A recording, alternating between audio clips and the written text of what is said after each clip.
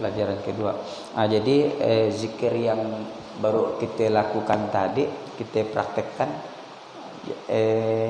ya nanti akan kita ijazahkan pada saat kita belajar pelajaran kelima, tingkatan kematian. Karena zikir itu adalah zikir tingkatan kematian. Kematian tingkat syariat, tarekat, hakikat, ma'rifat. Zikir itu bisa juga disebut zikir syariat, tarekat, hakikat, dan ma'rifat. Nah, jadi oke. Kita sedikit tentang membahas tentang yang kedua, hakikat fana dan tingkatannya. Waktu yang lalu buku yang pertama kan ya fana dan baqai, pelajaran kedua hampir sama, cuma di situ ada tingkatannya. Kalau dulu kita berbicara tentang fana, sifat kolen, sifat ma'ani, fana ke sifat maknawi. Nah, tapi kalau itu kita berbicara tingkatannya, tingkatan sifat. Sifat anak, misalnya tingkatan pertama kan makom. Nah, jadi di situ ada makom, ada martabat. Membahas ada tingkatan. Jadi makom itu kedudukan, tempat, atau bisa juga disebut dengan tingkatan. Nah, martabat itu bahasa orang dulu, bahasa orang tua. Tingkatan martabat sholat ada 3. Nah, bahasanya martabat itu ya sama dengan tingkatan sampai pada Allah ada 4. Nah, deh. Kalau itu makom fana, makom pada af'al, makom pada sifat, dan makom pada zat. Mana asma'nya? Asma'nya udah masuk pada sifat. Nah, ya. Oke, misalnya gitu. Jadi tingkatan fana itu ada 3. Pertama fana af'al. Jadi af'alnya kita, maksudnya itu kan af'al kita. Af'al kan artinya perbuatan. Perbuatan kita itu fana pada af'al Allah. Jadi arti fana itu sangat banyak. Kak nak nyebut fana itu bisa lebur, fana bisa tenggelam, fana bisa rusak, fana bisa lenyap, fana bisa apa lagi? Hancur, nyatu, bersatu, bisa hancur, bersatu, dan sebagainya. Banyak macamnya. Jadi bebas kita nak milih yang mana kata-katanya. Cuma yang pada umumnya adalah lebur, hilang, lenyap. Nah, ya biasanya digunakan. Atau bahasa orang dia dulu karam. Nah, karam maksudnya dalam air, tenggelam. Jadi yang nampak air, jadi orang yang tenggelam tidak agak nampak. Nah, jadi di situ af'alnya, perbuatannya itu lenyap, yang ada hanya perbuatan Allah. Perbuatannya hilang, yang ada hanya perbuatan Allah. Perbuatannya lebur, yang ada hanya perbuatan Allah. Perbuatannya karam, yang ada hanya perbuatan Allah. Nah, jadi di situ kalau kita udah merasa perbuatan kita udah tidak ada lagi rasanya, lalu yang ada rasanya perbuatan Allah, maka sebenarnya kita dah fana tingkat pertama. Misalnya kita mengangkat tangan tuh rasanya bukan kita, gitu. Kita tidak mampu untuk mengangkat tangan. Rasanya Allah yang mengangkat tangan kita, umpamanya kemampuan dia, maka ia termasuk sebenarnya kita udah fana fil af'al, fana pada sifat Allah. Ya. Jadi oleh sebab itu memang perlu dilatih perlu dilatih. Setiap perbuatan kita tidur, kita bangun, kita berjalan, kita duduk, minum, makan dan sebagainya, seakan-akan kita merasa tidak mampu untuk melakukan maka kita dah panak namanya. Tidak harus nunggu berzikir. Panak tidak harus nunggu berzikir. Nang biasa orang kan, dah panak aku berzikir, mudah berzikir, menantul berzikir ya sikit. Nah, musiman. Nah, jadi semuanya seluruh kegiatan kita baik berzikir ataupun tidak berzikir, pokoknya kita dah merasa lenyap segala perbuatan kita merasa tidak mampu untuk melakukan sesuatu kalau bukan Allah, maka ia sudah disebut fana. Nah, kalau dibawa berzikir lagi makin mantap.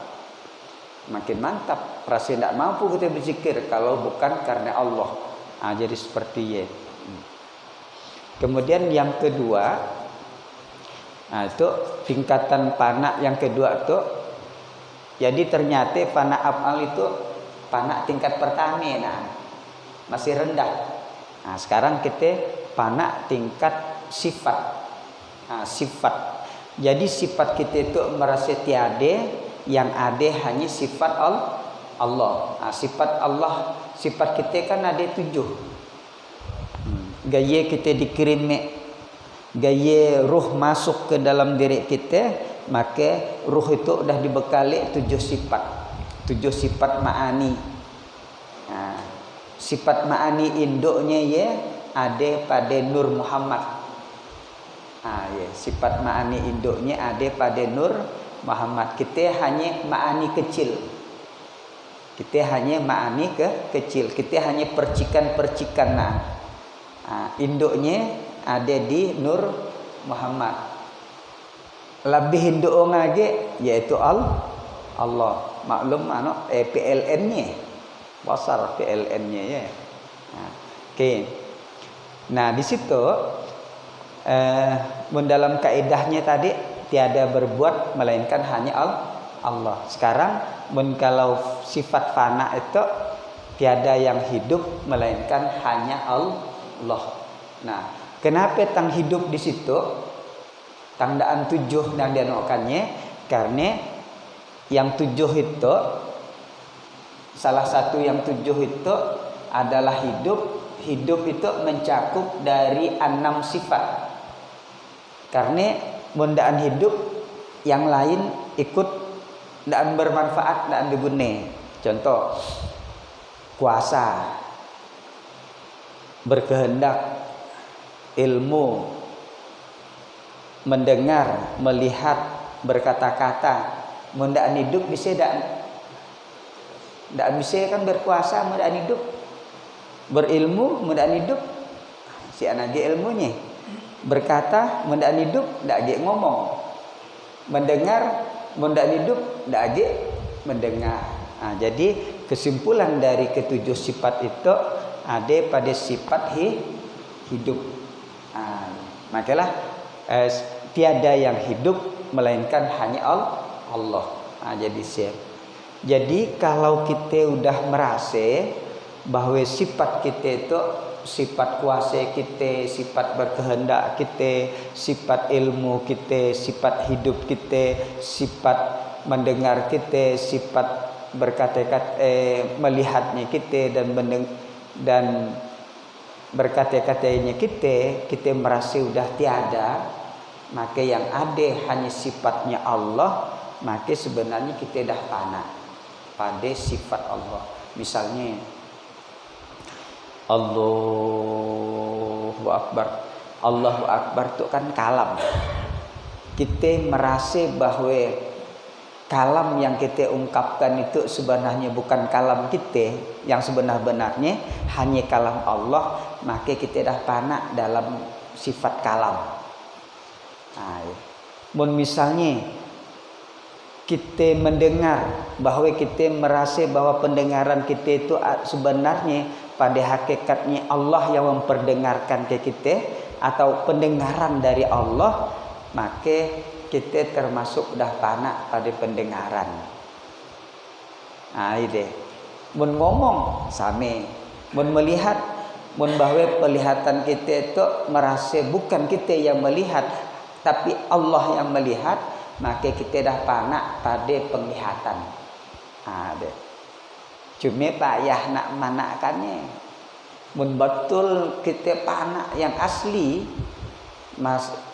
maka penglihatan kita adalah penglihatan Allah, maka tidak heran kita dimanapun sesuatu ya nampak bagi kita. Kalau kita dah sampai pada panak penglihatan, di Jakarta nampak, di mana pun nampak, Lauhul Mahfuz pun nampak. Karena apa? Kita tidak lagi menggunakan penglihatan kita. Kita dah dikaruniai oleh Allah penglihatannya sendiri. Dialiri penglihatan kita, macam PLN mengaliri listrik sehingga dia tarang. Sebenarnya gelap, tapi dialiri maka sehingga terang, sehingga dapatlah di ruangan itu dapat dilihat. Ya. Mun seandainya pendengaran kita itu hanya pendengaran Allah, maka dari manapun datangnya pendengarannya, sejauh manapun, maka akan kedengaran. Kan suhana ya, Umar berkhutbah kan? Kawannya tak ambil parang di sini. Ngandap ya Umar. Sinun kedengaran, jauh lah. Bukan kaimek ngandap di sorry Umar kan tahu sinun omongannya, sinun mendengar. Ya pada saat itu cuma tidak selama-lamaan deh, selama dia panak ya mun panak tu tidak selama-lama, bentar, kadang-kadang hanya berapa detik, berapa menit. Ya makin lama makin lama. Jadi sifat panak tu maka perlu dilatih. Dilatih itulah yang disebut dengan riyadhah. Perlu kita latih terus menerus, melatih setiap waktu dan saat, tidak terbatas, kapanpun boleh. Makin kerap dilatih nanti makin masak deh. Oke, yang ketiga, zat, panak zat. Makom kita dah pada panak zat. Jadi maksudnya tiada yang ada, hanya Allah. Jadi mun kita merasa diri kita tiada, baik perbuatan ataupun sifat kita, maka kita dah masuk pada ranah panak zat Allah. Dan kita pandang dah zat Allah. Yang kita lihat dah zat Allah. Kita mandang itu dah zat Allah yang terpandang. Kenapa? Karena Allah meliputi segala sesuatu. Bukan itu zat Allah, tapi terpandang zat Allah. Itu hanya percikan dari zat Allah. Itu memang zat Allah, tapi percikan halus. Percikannya dari nur zat Allah. Ya. Jadi dari nur zat Allah. Jadi di situ mun kita dah merasa tiada, mangkelah syahadat ya, asyhadu an la ilaha illallah, tiadalah diriku dan seluruh alam semesta melainkan hanya Allah. Mun kita dah lenyap, maka ya anaklah tidak bisa nak dia nak aja lah, mudah lenyap ya kan. Yang ada hanya Allah. Jadi di situ sambil berzikir masih kita merasa tiada, yang ada hanya Allah, maka nikmatnya luar biasa. Ialah yang 5 jam ni terasa berapa menit nak rasa ini. 5 jam kita berzikir terasa berapa menit rasa nak kurang. Rasa kurang rasa karena kita udah merasa tiada. Usah nak takut. Itu kalau takut merasa kosong nyan saat tang disiknya ni nang ade nang apa cahaya toilet dah mulai takut. Kalau ndaan balik ngape tak lalu ndaan balik weh. Ye dah hano, ye dah terpengaruh ke pelajaran YouTube. Men gaya si anu kang yang nak berzikir. Takutkan ndaan balik. Ya ke karapan nonton film ya. Karena dia dah terabang anak orang ha. Hai ni ndak kena duli kali orang ni. Iye lampelam. Lalu gaya dek jadinya. Ndak gaya. Lalu kita ke ujung-ujung dirantikannya. Iye takaan berjalan gaya. Takaan laju sana disatop, sana direm. Habis dah. Lakai nak ngulangi kepayahan lagi. Mogok dah motornya dah mogok. Dan dia bisa. Nah, ya. Lama kalau baru bisa lagi. Dia pun untung-untungan. Makanya perjalanan sangat dirantikan sebelum dia berhenti seorang. Mulai-mulai kita masih bingung, lama-lama dah lagi bingung, lama-lama dia dah bisa. Jadi kita nanti kalau kita dah terbiasa berzikir, melihat tingkatan-tingkatan rohani ya nanti kita dah hafal nanti. Mungkin kita berjalan yang pertama itu yo deh. Yang kedua kalah itu yo deh. Yang ketiga itu yo deh. Keempat sampai seterusnya. Ya ndak berubah ya. Tinggal lagi kita tingkat mana dia. Kita kerap melewati tingkatan kedua, ketiga, belum keempat, belum hafal kita. Nanti lama-lama keempat. Jadi tetap kita satu melewati 1, 2, 3, 4. Dah lama-lama keempat masuk ke 5. Tetap kita lewati nak mulai 1, 2, 3, 4, 5 sampai seterusnya. Makilah orang hafal deh. Kalau engkau berzikir itu yang kau lihat pertama. Ini. Tapi mun ya baru nak 30 nak ambil zikir ya. 30 la ilaha illallah weh. Ndak sampat nak ke 1. Baru nak masuk ke 1 dah berhenti. Ndak sampat. Nganal kanane pun ndak lengkap masih dia. Nak lama dia juga dia baru sampai beribu yo dia baru. Beribu. Nah, mun kita berzikir nanti usah nak ngambil target. Kecuali nak ngambil tingkatan, bertarget. Ajar la ilaha illallah, la ilaha illallah. Ya, mun nak ngambil target ya ngambil 70 atau sebagainya, ya bertarget harus dikajar. Tapi kalau untuk berzikir biasa santai aja. Santai sambil dihayati. Ya, mudah dihayati biarpun 500, 600 dia dah mulai. La ilaha illallah, la ilaha illallah. Pada saat kita mengucapkan la ilaha illallah, usah nak lupa aku lebur, aku lebur, aku lebur, lebur. Ia salah satu doa. Nanti akan dilebur oleh Allah. Lama-lama udah harusnya panas, cepatkan sikit. La illallah, la illallah. Dah mulai lebur. Langsung akhirnya nanti terang, mulai cahaya yang paling bening, cahaya putih. Jadi lama-lama kalau ada rumput-rumputan yang hijau dan macam-macam. Kalau ada manusia-manusia, kalau ada bangsa-bangsa jin, kayak ada macam-macam lah kalau.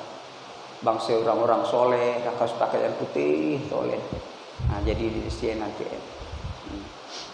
ada yang pakai berwarna-warni sampai seterusnya. Yoh menggaya dah nak meninggal aku. Warna putih, warna hijau, dia lain. Dia berzikir. Yo takaan telene tang lalu ada nang kuning. Ah, ya hati-hati. Lain lah takaan berzikir ndak aja deh. Nah, ya. Nanti bisa harus dibedakan ya. Nah, dibedakan. Kalau nanti yang paling asli nanti ya, apabila kita berzikir datang rohani Rasulullah secara nyata, biasanya lewat dalam diri kita deh, keluar, bukan dari pituk lawang dia datang deh, dari dalam diri kita terus, sami dengan nak meninggal sami, cuma waktu kita berzikir ya. Nah, mun masih dari jauh dia datang makin mendekat ya masih jauh namanya kita dengan dia.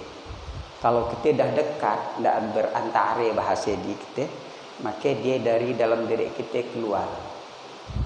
Sampai pun nanti. Nah, ulama apa dari dalam diri kita kalau kita udah dekat dengan dia. Mun dia masih lama jok makin lama makin dekat ya, dia masih belum. Nah, ya. Mangkelah spontan dia gaya kita biasa dia bisa keluar dari dalam diri, merasa dari dalam diri cahaya dulu, kemudian dari cahaya lah baru muncul ya, dari cahaya baru muncul. Cuma ya nanti bedanya dengan nak kematian dan jauh-jauh beda ya, nak kematian gaya juga. Nah, tapi beda pada saat kita berzikir beda. Nah, jadi di situ apabila udah tingkatan zat Allah. Nah, kemudian martabat. Nah, di situ ada 4 tingkatan martabat sampai pada Allah, ada 4 martabat sampai pada Allah itu ada 4 tingkatannya. Pertama sampai pada menjadi hamba Allah, tingkatan awal. Nah, orang itu sangat banyak ibadahnya, banyak, terutama ibadah lahiriah, rajin baca Quran, pokok sholat, tahajud, rajin dia tuh sholat. Kemudian orang itu adalah ikhlas. Nah, ikhlas baik kepada orang lain, yakin kepada Allah. Hanya saja kelemahannya itu sehingga dia tidak bisa masuk tingkat kedua, tingkat ke af'al, karena dia menganggap bahwa ibadah yang ia lakukan atas kemampuannya sendiri. Nah, iya, atas kemampuannya sendiri. Orang itu tidak bisa sampai ke situ. Nah, tidak bisa. Orang itulah yang mudah nak sombong dengan siapapun. Melihat orang tidak bertakwa ya, marah kadang-kadang deh. Karena apa? Dia menganggap kemampuannya dari dirinya sendiri. Nah, itu dari kemampuan dirinya sendiri, dan dia ngukur orang lain ya dengan ukuran dirinya sendiri. Nah, dengan ukuran dirinya sendiri. Nah, itu ya malas kita ya parcume daan sibuk bayang duha pun daan mau. Nah, dibandingkan dengan dia tuh membandingkan ya, aku yang sibuk pun masih disampati, ya malas kita ini, dasar malas. Nah, dia tidak sadar bahwa kemampuan yang diberikan oleh Allah, walaupun dia sibuk, dia bisa melakukan sholat duha ya, sebenarnya dari Allah, tapi dia menganggap bahwa kemampuan berasal dari dirinya. Nah, orang itu hanya taraf sebagai hamba Allah biasa. Nah, orang yang martabat kedua, 3 dan 4 pun sebenarnya hamba Allah juga. Cuma hamba yang pertama itu merasa yakin dia, tapi kelemahannya bahwa segala sesuatu yang diperbuatnya, baik ibadah atau yang lain, kebaikan yang lainnya, maka dia menganggap bahwa kemampuannya berasal dari dirinya sendiri. Mendapat kita tidak usah macam itu, percuma dah kita, percuma dia. Malah mendalam ilmu tauhid ya, ilmu tauhid ma'rifat itu termasuk syirik deh. Syirik khafi, syirik yang tersembunyi. Nah, itulah yang kalangan orang awam itulah dia. Nak belajar tarekat pun tidak mau dia nak belajar gitu. Barang orang tarekat dilihatnya tidak banyak gila anak ibadah. Kan kadang-kadang tidak terlalu banyak dilihat. Nah, di situ tidak mau deh, karena dia menganggap sami. Ya sami juga, ya sholat juga. Nah, dia di situ lupa, dia situ anaknya lupa. Sekarang yang kedua. Yang kedua itu ibadahnya ya banyak juga. Ikhlas, yakin, sholat duha, sholat tahajud banyak juga. Nah, hanya aja Jadi tingkatan kedua itu dia afalnya merasa bahwa dia adalah afal Allah. Nah, contohnya bahwa dia memandang bahwa segala perbuatannya itu, ibadahnya, keapiannya, dan segala yang ada di alam semesta itu, apapun bentuknya, maka terbit dari Allah. Nah, ya. Dia menganggap misal perbuatannya kan bisa bergerak Allahu Akbar. Jadi menganggap itu, dia bisa mengangkat itu sebenarnya terbit dari Allah. Nah, dia berjalan, dia bisa berjalan, sebenarnya perbuatan dia berjalan itu terbit dari Allah. Nah, jadi sumi-suminya berasal dari itu. Nah, kata-katanya sudah berubah. Mendolokkan tidak ada kata terbit. Nah, itu kalimat terbit yang lebih nyaman. Aku melihat pandanganku itu adalah terbit dari Allah, pandangan Allah. Aku berbuat terbit dari perbuatan Allah. Jadi ibarat muncul dari Allah. Ah, itu di sini. Kalau kita dah merasa terbit dari Allah, perbuatan Allah, maka kita dah fana namanya, fana tingkat afal martabatnya. Kemudian yang ketiga, martabat sifat Allah. Nah, pada sifat Allah. Apa dia noong kaidahan? Ia memandang bahwa segala yang hidup terbit dari hidupnya Allah, berasal dari hidupnya Allah. Mun PLN hidup, maka yang lain pun akan hidup. Lampu hidup disebabkan terbitnya PLN hidup. Hidupnya PLN. Di situ ibaratnya. Oke. Atau bisa juga tiada yang hidup, hanya Allah. Tiada yang hidup, hanya Allah. Kemudian yang terakhir pada zat Allah. Jadi kita tidak tahu dengan zat Allah. Cuma kita hanya tahu tidak ada yang ada, hanya Allah. Kita itu adalah rahasia Allah. Kita adalah rahasia Allah. Maksudnya kita itu adalah membuktikan bahwa Allah itu adalah ada. Nah, di situ tiada yang ada, hanya Allah. Nah, itu masuk di dalam syahadat. Masuk dalam syahadat. Oleh sebab itu, bagaimana cara ngamalkannya? Ngamalkannya biasakan ngomong seorang. Pakai kata-kata dulu. Tiada yang ada melainkan Allah. Aku, diriku tiada yang ada, hanya Allah. Kamu tiada yang ada, hanya Allah. Alam semesta tiada yang ada, hanya Allah. Biasakan. Nanti akhirnya segala yang kita lihat, kata-katanya udah masuk ke kita.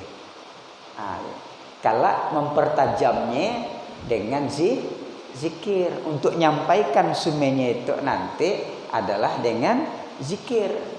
Zikir peranan penting. Menurang belajar tasawuf, belajar ma'rifat, tidak ambil zikir, percuma. Hanya teori tolen, ngomong tolen. Ngomongnya bukan lagi bihainya, tapi tidak bisa buktikan.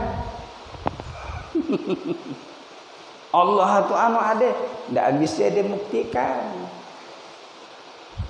Lauhul Mahfuz tidak bisa diceritakan, hanya lewat teori. Tapi menurang dizikir, melihat Lauhul Mahfuznya, gampang dan ceritakannya. Beda deh orang kayak teori dengan langsung ada praktek. Ibaratnya itu pelajaran ma'rifat ya barang masuk ke dalam karung. Makin banyak ma'rifat kita, makin banyak karungnya. Karungnya itu nak diantar. Kayak apa ngantarnya? Kayak oto, kayak pesawat. Insya Allah barang itu akan nyampai. Mun disi kendaraannya ndak anto nyampai lah. Kisah di masjid tolen karungnya nak. Atau di rumah tolen. Gayelah. Mangkelah baru sempurna pelajaran makrifat tasawuf dan sebagainya apabila dibarengi dengan thariqat. Baru sempurna dia. Mundaan dengan thariqat ndaan sempurna, bisa sih bisa, tapi ndaan sempurna. Karena otonya ndak anak ya. Otonya ilegal. Men yang ndaan pakai thariqat otonya ilegal. Banyak yang tukang anok calo. Jadi yang setan tukang calo, berhenti dulu otomu. Dah sangka angano. Nah, mangkelah ya kadang-kadang bisa tersesatkan. Alia Eden, nah, guru malaikat Jibril, manalah. Barang ya ndak pakai thariqat. Pakai ngamal tolen jadi gayelah dah. Jadi thariqat itu ibaratnya formal yang apa men resmi legal nih. Legal. Jadi seperti itu anaknya. Nah, barangkali kita sampai ke situ dulu anaknya. Insyaallah kita ketiga kan nih. Ketiga.